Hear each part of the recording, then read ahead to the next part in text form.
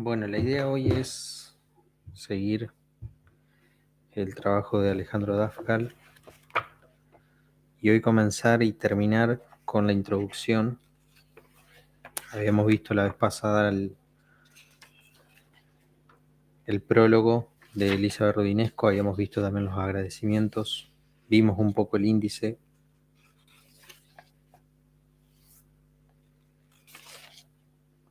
Ahora va a tocar la introducción que ya estuve hojeándola un poco.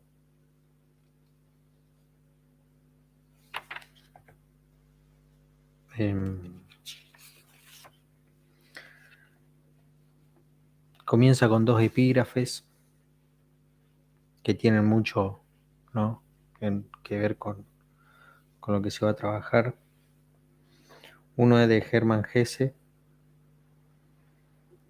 que se encuentra en el juego de Avalorios, que dice: quien hace historia debe tener, por así decirlo, la conmovedora fe infantil en el poder ordenador de nuestro espíritu y nuestros métodos. Pero a pesar de ello, debe tener mucho respeto ante lo incomprensible de la verdad, de la realidad y del acontecimiento. Hacer historia, mi estimado amigo, no es una broma ni un juego irresponsable. Ocuparse de la historia presupone saber que se intenta algo imposible y no obstante necesario e importante. Esto tiene un poco que ver con el trabajo histórico que hace Dafgal. Y el segundo es de Coriolano Alberini, tomado de El pensamiento francés en la cultura argentina, que es muy fuerte la tesis de este libro. Esta dice: dejemos pues a los historiadores y psicólogos futuros el problema de la determinación genética del espíritu argentino. Por ahora, que nos baste definirlo tal cual es, y señalar el valor que ha tenido, y todavía tiene, el pensamiento francés en la Argentina. Bueno, con estas frases nos introduce, y lo que va a trabajar esta introducción es su perspectiva, su método, su criterio.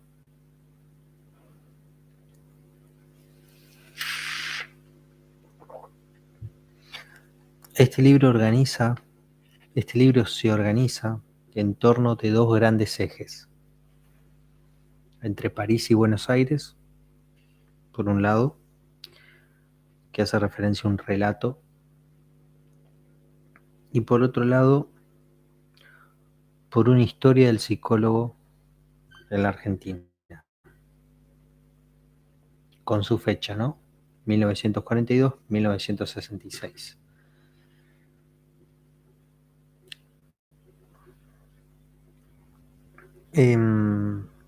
La introducción se va a dividir en estos tres elementos. Primero, en relación a por qué París y Buenos Aires. Luego, a la invención del psicólogo. Y por último, el criterio de estos años seleccionados.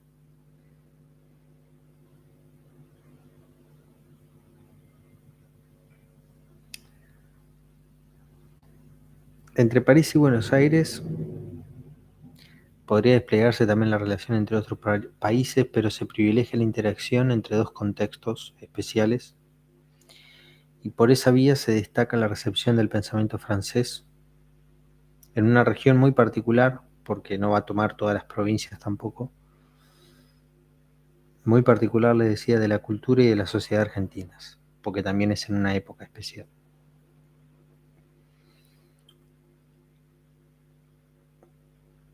Lo que respecta a la historia del psicólogo en Argentina, es examinar una trama donde se cruzan tres disciplinas que a lo largo del siglo XX han tenido una presencia incontestable en la vida cultural e intelectual del país: la psicología, el psicoanálisis y la psiquiatría. A esto lo va a llamar las disciplinas psi. Y en una nota al pie dice, utilizamos la expresión psi como sinónimo de psicológico. De modo que cuando hablamos de disciplinas psi o discursos psi, lo hacemos en términos generales, aludiendo a todo discurso o disciplina que se ocupe de lo psíquico. Nada presupone las relaciones de inclusión o de exclusión entre psicología, psicoanálisis y psiquiatría. Con respecto al periodo estudiado, se sitúa la primera asociación psicoanalítica oficial argentina, las primeras carreras de psicología y las primeras especializaciones en psiquiatría, que evidencian una institucionalización de las disciplinas psi. Y en un momento muy especial emerge en la Argentina un nuevo profesional que es el psicólogo, cuya formación y cuya práctica son hasta el día de hoy objeto de múltiples polémicas. Recordemos que esto se publica, los agradecimientos son del 2008, esto se publica en 2009. Hoy podemos decir que, bueno, no es de tanta polémica el psicólogo, pero en un punto sí, o bueno, no sé, pero es interesante. Esta investigación trata de situar la aparición de ese personaje singular en la convergencia de los dos ejes mencionados, la recepción diferencial del pensamiento francés y la historia de la construcción de la disciplina psi. Bueno, esta introducción va a tener diferentes subapartados.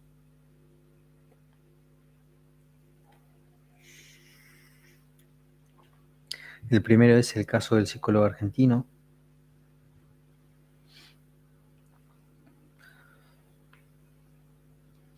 Comienza diciendo esto de que el psicólogo y la psicología en Argentina tienen un relieve muy particular. Va a trabajar sobre esta característica especial del psicólogo en la Argentina, que el psicólogo en cierto momento no detentaba, que lo hace diferente al resto. En otras latitudes, el psicólogo suele ser visto como un personaje lejano y misterioso, asociado al trabajo en laboratorios experimentales o en la administración de complejas pruebas.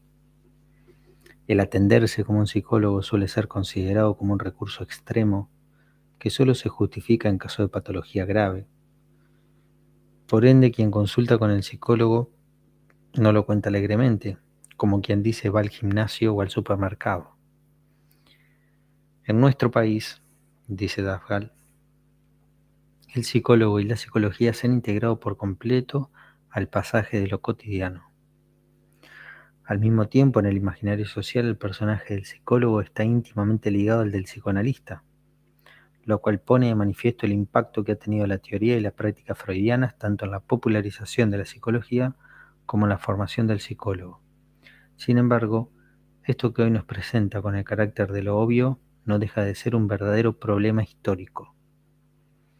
Más aún si se considera que, en nuestras costas, el psicoanálisis comenzó siendo una disciplina eminentemente médica, cuya asociación oficial no admitió a los profanos, entiéndase psicólogos, durante más de 3 décadas. Por otra parte, el psicólogo estuvo legalmente habilitado para practicar la cura por la palabra hasta entrados los años 80. De modo que esta estrecha, si sacamos la cuenta, el psicólogo iniciaría en la década de los 50. De modo que esta estrecha relación entre psicología y psicoanálisis, que ha servido de base a la formidable expansión de todo tipo de dispositivos clínicos, más que un postulado de base, es el resultado de un proceso que necesita ser explicado.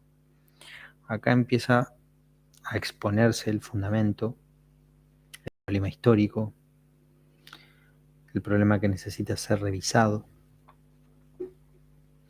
Esto hoy resulta muy sorprendente como psicólogos también detentan y denuncian la práctica por la palabra a otros ejercicios del poder, sin recordar que en su momento había estado en esa otra posición, y cómo el psicoanálisis fue cambiando de vía. Muy interesante. Por entonces la psicología es una disciplina muy joven. Los primeros psicólogos empezaban a recibirse a principios de los años 60.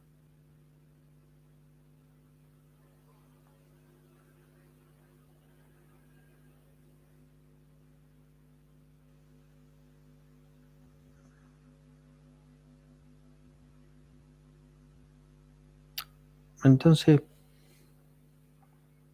él va a decir, va a hacer una rápida mirada a nuestro periodo de estudio que va de 1942 a 1966.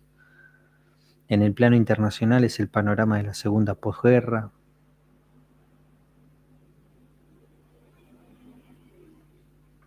En la Argentina, como en el mundo occidental, tuvo una amplia difusión los discursos de la salud mental que venían a reemplazar al viejo higienismo, echando mano del psicoanálisis y las ciencias sociales,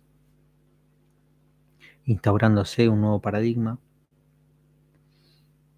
Sin embargo, en el resto del mundo, las carreras de psicología que comenzaron a crearse en la época abrevaron en otras fuentes teóricas que nunca llegaron a impactar de lleno en la Argentina, que en general son las perspectivas objetivistas, científicas. Voy a usar otra referencia todavía más enriquecedora, que es la de científicos o intelectuales.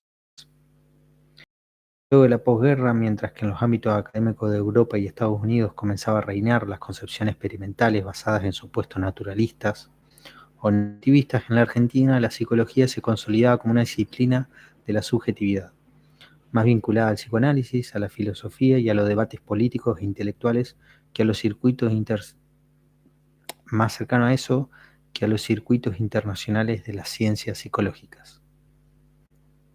Perdón si leo rápido. Esto al menos hasta los años 90. Claramente hoy nuestro presente es un poco más diferente y él lo llega a señalar. Otro rasgo paradójico de este proceso es que en la Argentina el psicólogo fue adoptando el perfil tan particular sin tener ninguna conciencia de su propia excepcionalidad, tanto en sus aspectos positivos como en sus aspectos negativos. Yo creo que esto es algo que pasa en todos lados, pero bueno.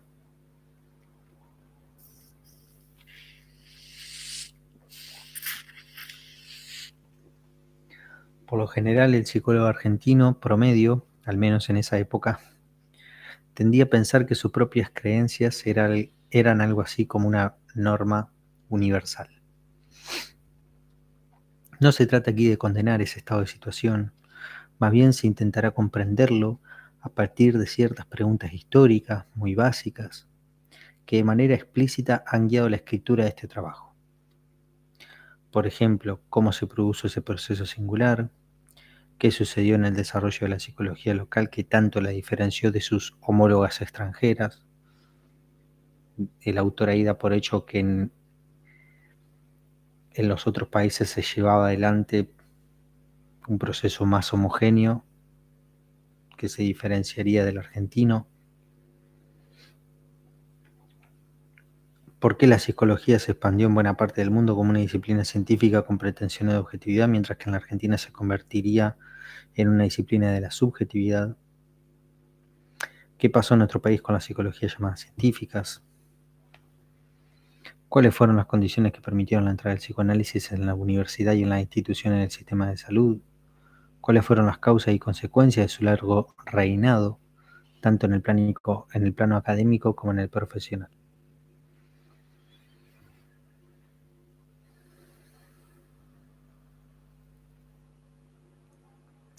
Bueno, y acá hace el salto, dejando estas preguntas en suspenso. ¿Qué tiene que ver la cultura francesa en esta tentativa de respuesta? En todo caso, sería susceptible de contribuir a la comprensión de la excepción psicológica argentina. Y él acá alude a la excepción cultural francesa, o sea, la cultura francesa como una excepción. En el sentido estricto, hace referencia a sus políticas culturales con fuerte intervención estatal a partir de la creación de un ministerio específico en 1959. En un sentido amplio, esto evoca la autoconciencia que tienen los franceses de pertenecer a un país singular que gracias a su tradición literaria, artística y filosófica puede resistir el avance de la globalización, identificada con el American Way of Life, la uniformización de las costumbres, el pragmatismo, el consumismo, etc. Esto está a un pie de página. Según esa hipótesis, el tipo de desarrollo que tuvieron las disciplinas psi en el periodo 1942-1966 puede entenderse en la medida en que se lo sitúe en el marco de procesos de largo alcance, ligados a la importancia que ha tenido la recepción del pensamiento francés en nuestro país. De hecho, en la cultura argentina la presencia del pensamiento francés ha sido un dato inaugural. Al igual que en otras antiguas colonias españolas, a principios del siglo XIX, los promotores de la independencia se inspiraron generosamente en la filosofía de las luces y el enciclopedismo. Luego, la generación del 37 abreviaría tanto en el romanticismo francés como en autores ligados a la Restauración. Bueno, sitúa otros ejemplos que también influyen en el proyecto educativo, que desembocó en la creación de las escuelas laicas y obligatorias, a imagen y semejanza de la Escuela Republicana Francesa, y en la organización de las universidades nacionales. Además, en la arquitectura, las artes, los usos y costumbres de la burguesía francesa fueron adoptados en su conjunto. Se habla de una modernidad, y aquí cita a pie de página un trabajo de Beatriz Arlo que habla de una modernidad periférica. Buenos Aires, 1920-1930. Una modernidad bastante especial. El segundo subtítulo dice la recepción del pensamiento francés en el seno de los discursos psi.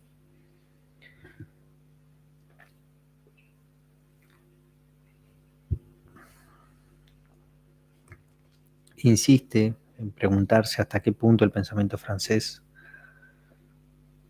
había sido crucial en la construcción de los discursos psicológicos locales durante las primeras décadas del siglo XX. Y aquí va a empezar a situar algunos personajes que yo sugeriría investigar. En 1903 encontramos en la Universidad de Buenos Aires al profesor Horacio Piñero, que hace una comunicación en París al Instituto General de Psicología, que decía de los argentinos, cita: en la ciencia, señores, seguimos de muy cerca el ejemplo de esta Francia científica que llama el cerebro del mundo. Intelectualmente somos verdaderamente franceses, vivimos auscultando vuestro progreso, escuchando vuestras lecciones en todas las manifestaciones de la inteligencia, y yo afirmo que os debemos más que a todas las otras naciones del mundo reunidas por una razón muy simple. Al comienzo de nuestra adolescencia fueron franceses quienes dirigieron nuestros pasos, quienes instruyeron las generaciones que hoy gobiernan el país y quienes educaron a nuestra juventud en la escuela y universidades.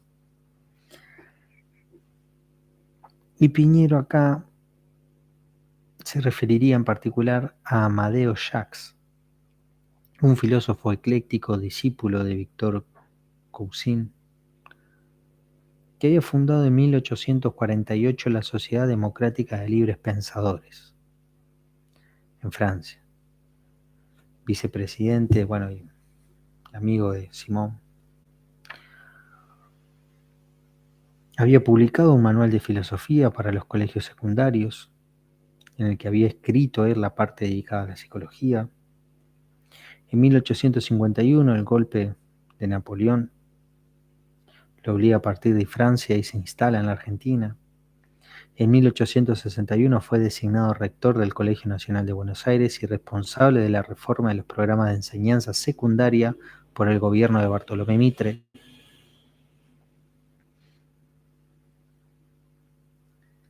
Y una nota al pie de página dice que en 1884 Miguel Cané, en las páginas de su novela Juvenilia, aportaría una semblanza memorable de este célebre pensador francés que iba a morir en Buenos Aires en 1865. El estado de los estudios en el colegio era deplorable, hasta que tomó su dirección el hombre más sabio que hasta el día haya pisado tierra argentina. Había escrito, bajo el molde ecléctico, la psicología más admirable que se haya publicado en Europa. El estilo es claro, vigoroso, de una marcha viva y elegante, el pensamiento sereno, la lógica inflexible y el método perfecto. Hay en ese manual, que corre en todas las manos de los estudiantes, páginas de una belleza literaria de primer orden. Y aún hoy, 15 años después de haberlo leído, recuerdo con emoción los capítulos sobre el método y la asociación de ideas. Vaya a saber uno qué cosas dice ese manual. Soñaba con una filosofía popular, estamos hablando de Jacques, que destacaba Piñero,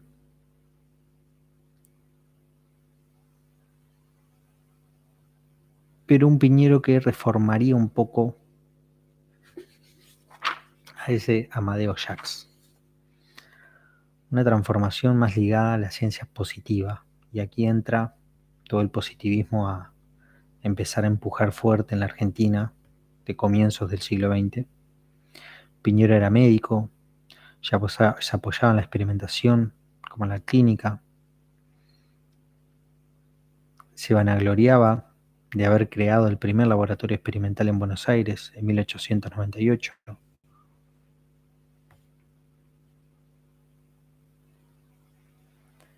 Mientras tanto, en 1880, los programas de la Facultad de Medicina de la Universidad de Buenos Aires eran una copia de los programas parisinos.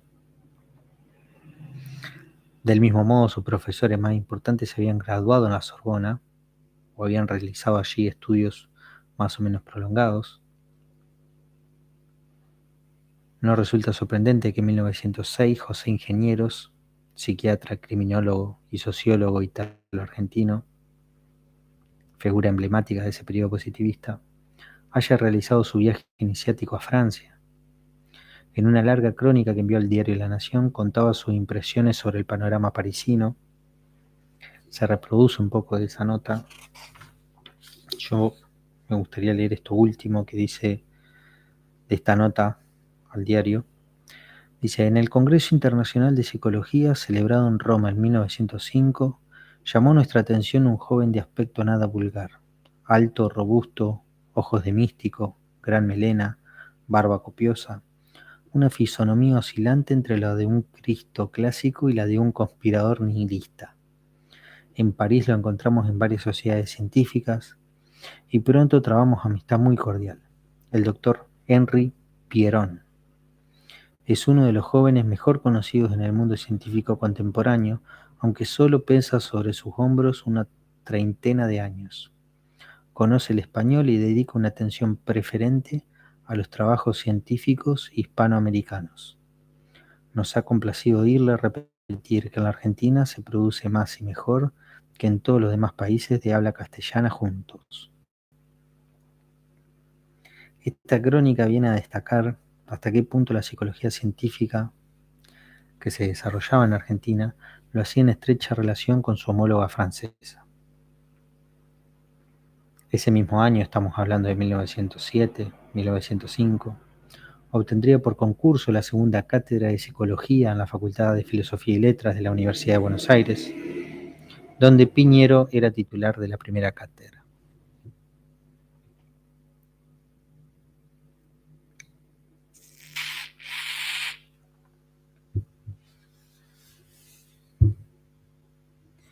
En cuanto a su psicología, la de José Ingenieros, siguiendo los pasos de Charcot. Se ocupaba de la histeria y la sugestión, aunque de un punto de vista más fisiopatológico.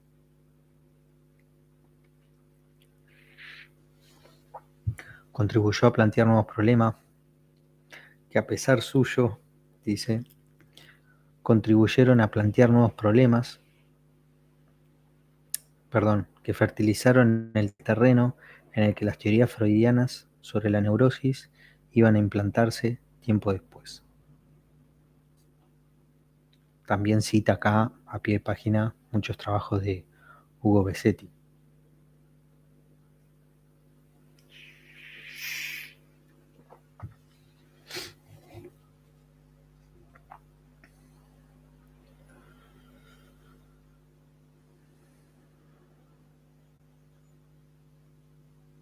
Dice no haber conocido José Ingenieros al maestro Vienés, más que de manera indirecta, por la famosa crítica que Pierre Janet le había dedicado en 1913. Una crítica publicada en la Argentina en 1914, en los Archivos de Ciencias de la Educación, dirigidos por Víctor Mercante, y acá se introduce otro personaje, otro de los grandes referentes de la psicología experimental de principios del siglo XX.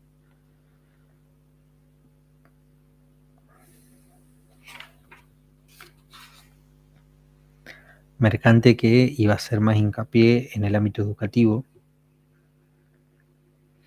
fundó en 1890 el primer laboratorio psicofisiológico de América Latina, en la provincia de San Juan, donde dirigía una escuela normal. Comenzó sus investigaciones sobre las características de la inteligencia infantil y sobre la aptitud de los niños para la matemática.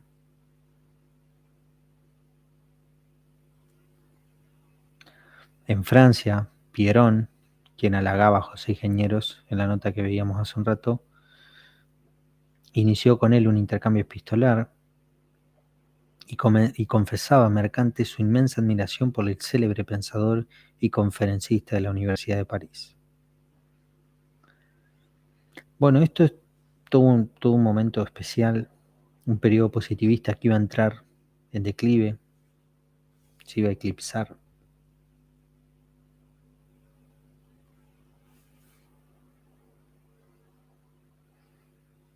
Hacia fines de los años 20. No implicó, sin embargo, el ocaso de la influencia del pensamiento francés en la Argentina. Aunque las referencias teóricas estaban destinadas a cambiar, la actitud francófila permaneció constante. Por ejemplo, en 1926, el filósofo Coriolano Alberini, titular entre el 23 y el 43 del mismo curso de psicología que tenía Ingenieros, pronunció una conferencia en París, en la Sociedad Francesa de Filosofía, donde decía, y lo cito, ¿qué rol ha jugado el pensamiento francés en la formación de la cultura argentina? Por cierto, ha sido grande, muy grande. Casi diría que ha sido la única escuela a la cual podría remitirse la intelectualidad argentina, ante el hecho de la desaparición o de la disminución de la influencia cultural española. ¿Qué otro pueblo podía ser el mentor ideológico de Argentina? De Italia había poco que esperar, si tenemos en cuenta la situación en que se encontraba. Y fue entonces natural que por razones de simpatía política, por razones de afinidad lingüística y finalmente por el gran prestigio de la cultura francesa, la Argentina volviese sus ojos a Francia. Así se explica que todo el desenvolvimiento argentino durante el curso del siglo pasado haya estado bajo la influencia directa de la cultura francesa y que cuando las ideas venían de otros países llegaran al Río de la Plata transmitidas y elaboradas por el espíritu francés. Este filósofo argentino fue uno de los personajes que conformaron lo que luego se dio a llamar la reacción antipositivista. En 1927, siendo ya decano de la Facultad de Filosofía y Letras, daría una recepción a Charles Blondel, quien dictó varias conferencias, la última consagrada al psicoanálisis. Esta conferencia, publicada en la Revista de Filosofía, fundada por Ingenieros, fue presentada por Alberini, quien destacó la importancia de Bergson en toda esta cuestión. Y aquí empieza una especie de diálogo entre Bergson y Freud, muy interesante, una discusión de época, digamos. La recepción del psicoanálisis continúa realizándose también por la vía de sus detractores. Y aquí nombra a Nerio Rojas, psiquiatra dinámico. Fue recibido por el mismo Freud, aunque sea crítico de Freud. Una anécdota que se encargó de contar en el diario La Nación, donde llegó a decir que el bergsonismo es una doctrina luminosa con técnica imprecisa, mientras el psicoanálisis es un método feliz con teoría en parte discutible.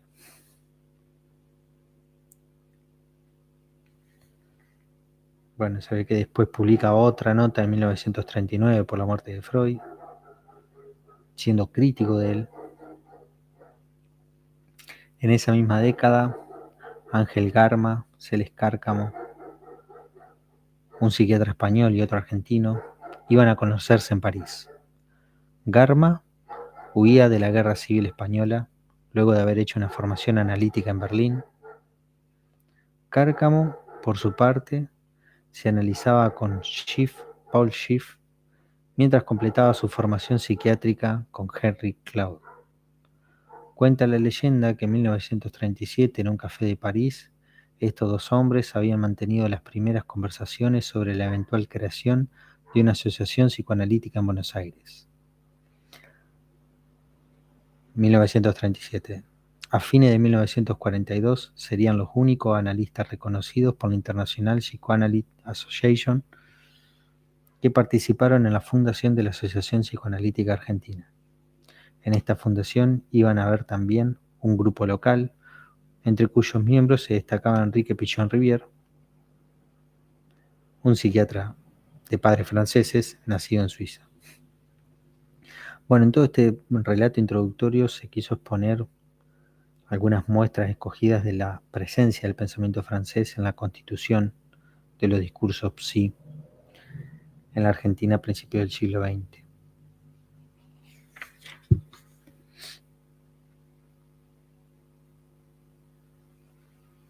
Se señalaron algunos casos particulares de esta afiliación intelectual, para destacar que uno de los dos grandes ejes que organiza este texto se sitúa en torno al problema de recepción.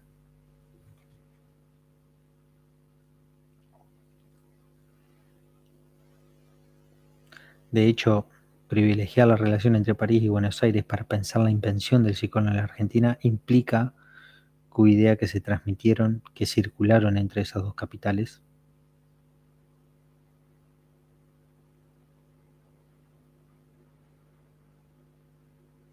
Y en todo caso, años después, algunos de los protagonistas de este libro, como Enrique Pichon-Rivière, José Blecher y Oscar Mazota, al privilegiar autores como Daniel Lagache, Georges Polisser y Jacques Lacan, no iban a hacer más que continuar transitando por una vía que en nuestro país ya tenía una larga historia.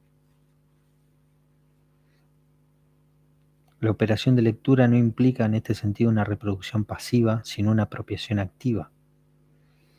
Por ejemplo, la recepción argentina de la obra de Lagache incorporó una dimensión que no existía en absoluto en la obra de ese autor. En nuestras tierras, esa forma francesa de entender la conducta debió articularse a su vez con la concepción inglesa del inconsciente derivada de las ideas de Melanie Klein. En este sentido, si la Argentina es un espejo de Europa, para no caer en un lugar común, habría que agregar que se trata de un espejo singular y caprichoso, que deforma todo aquello que refleja según su propia perspectiva. El segundo eje que ordena este trabajo apunta a las relaciones transversales entre psicología, psicoanálisis y psiquiatría, tomando la noción de campo de Pierre Bourdieu, aunque no tanto en su sentido estricto, cuanto que en el dominio de la historia psi, la categoría de campo permite pensar el carácter específico de las ideas y las prácticas de las diversas disciplinas, sin por ello perder de vista ciertas determinaciones comunes más generales, cuya eficacia, sin embargo, resulta mediatizada por la lógica de las relaciones de cada campo en particular.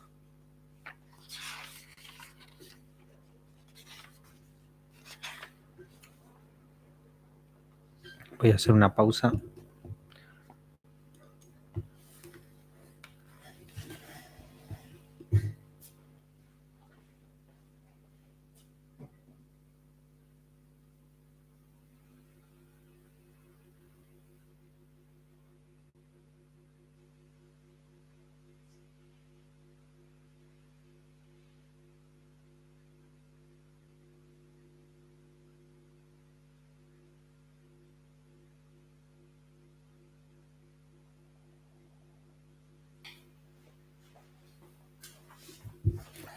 Bien,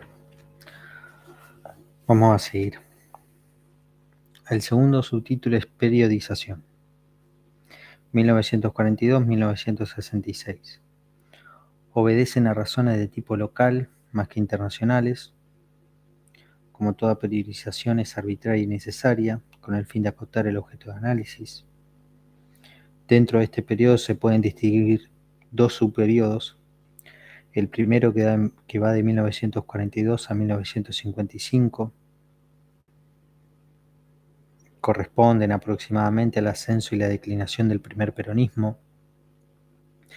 El inicio de 1942 incluye la fundación de la Asociación Psicoanalítica Argentina, que marca el comienzo de una institucionalización, aunque no de su presencia. Durante ese lapso que termina en el 55 se produce una organización relativamente autónoma de la disciplina psi.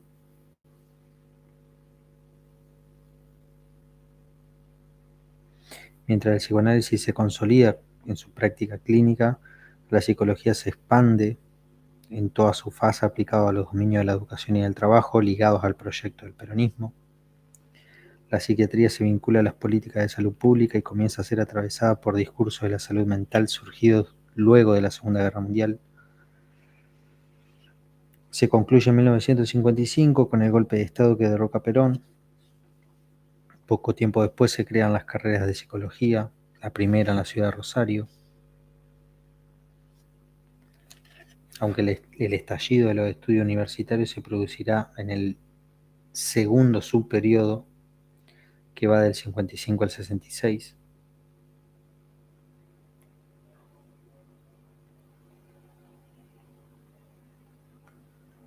Tiene lugar una asombrosa renovación social y cultural. En el seno de las universidades se democratizan, incorporan nuevos profesores y modernizan sus planes de estudio. En solo 2 años, entre el 57 y el 59, se crean carreras de psicología en 5 universidades nacionales. Comienza la historia de los psicólogos, que vienen a sumarse a la historia de la psicología. El psicoanálisis deja de ser patrimonio exclusivo de algunos médicos para instalarse en diversos ámbitos, desde hospitales públicos hasta las carreras de psicología. La psicología se nutre de cierta forma del psicoanálisis, proyectándolo a la escena pública, más allá de los consultorios privados.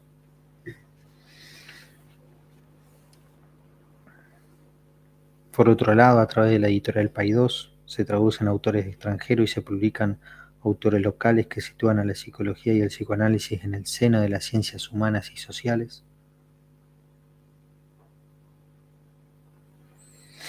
Y si el epílogo de esta historia se sitúa en torno al 66, es porque esa fecha, aunque más no sea de manera retrospectiva, marca el fin de una época.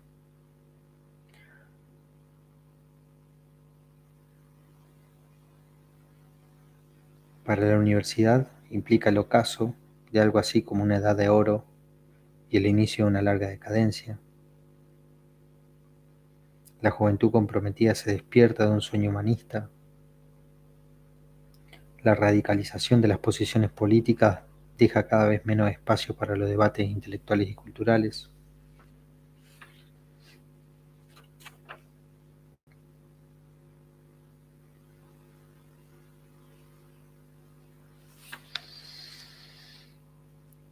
e inicia este último apartado de debates actuales.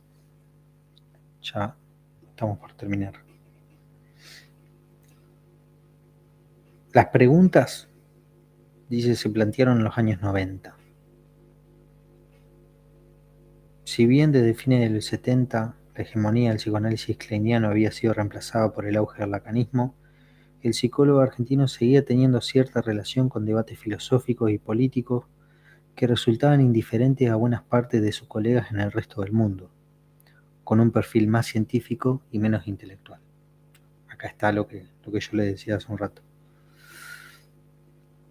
Muchas cosas han cambiado dentro de este campo durante la última década. Por un lado, es indudable que la formación del psicólogo se ha diversificado. El psicoanálisis sigue siendo la principal teoría de referencia en la clínica, la orientación privilegiada, pero muchas otras áreas han empezado a desarrollarse. Se crean posgrados en psicología educacional, forense y social comunitaria, otros en neuropsicología, gerontología, violencia familiar, etc., que responden a nuevos ámbitos de desempeño profesional. La formación de grado, las carreras han incorporado un número creciente de materias electivas que permiten opciones no tradicionales. La carrera de psicologías privadas han tenido que diferenciarse de las públicas, buscando adaptarse a las nuevas condiciones del mercado laboral. Las formaciones impartidas han privilegiado el paradigma cognitivo y la enseñanza de terapias breves, en consonancia con las demandas de los nuevos actores institucionales del mercado de la salud, como la medicina prepaga, que exige tratamientos cortos, con objetivos precisos y estandarizables. En este contexto, la psicología local busca ponerse a tono con el panorama internacional de la disciplina.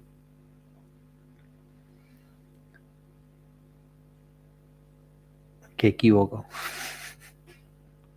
Finalmente, el psicólogo argentino parece haber tomado conciencia de su propia excepcionalidad en el mismo momento en el que corre el riesgo de empezar a perderla. Yo decidí terminar ahí la lectura. Volvería a leer esto que apresuradamente cometí una equivocidad. Dice, en este contexto en el que la psicología local busca ponerse a tono con el panorama internacional de la disciplina, finalmente el psicólogo argentino parece haber tomado conciencia de su propia excepcionalidad en el mismo momento en el que corre el riesgo de empezar a perderla. Bueno, hasta aquí la introducción. Claramente yo hice un recorte, el que me permite es ir siguiendo un hilo, un trayecto en todo este material que es, bueno, ya les digo, abre constantemente a través de la nota a pie de página líneas y líneas para seguir incursionando. Queda clara la introducción, toma mucho el título del libro, Entre París y Buenos Aires, dos capitales, dos pensamientos, dos culturas excepcionales. Estuvimos viendo algunos de esos intercambios. Obviamente, y esto lo remarca el autor, no quiere decir que no haya habido relaciones con otras culturas, con otros países, entre profesionales. Sí hay una estrategia en elegir a París porque cierto relato de la historia lo permite, o cierto rastro de la historia lo permite, también cierta actualidad, creo yo, porque al elegir París, Dafgal está haciendo lugar a un paradigma contemporáneo como es el lacanismo, que responde a este problema histórico. Por eso es que creo que es un material muy interesante para leerlo, para estudiarlo, para compartirlo. Por eso la idea de estos vivos y que queden subidos al canal y en alguna ocasión algún psicólogo, psicóloga o alguien de la disciplina psi se interese, pueda seguirlo. Yo espero seguir comprometido en esta empresa y, bueno, tratar de culminarla. Esto fue la introducción, luego avanzaremos con el primer capítulo, que es la psiquiatría, psicoanálisis y psicología durante el primer peronismo, la institucionalización progresiva de 3 campos vecinos, que cuenta aproximadamente con 30 páginas. Vamos a ver cómo lo encaramos, pero bueno. Hasta el próximo vivo. Hasta luego.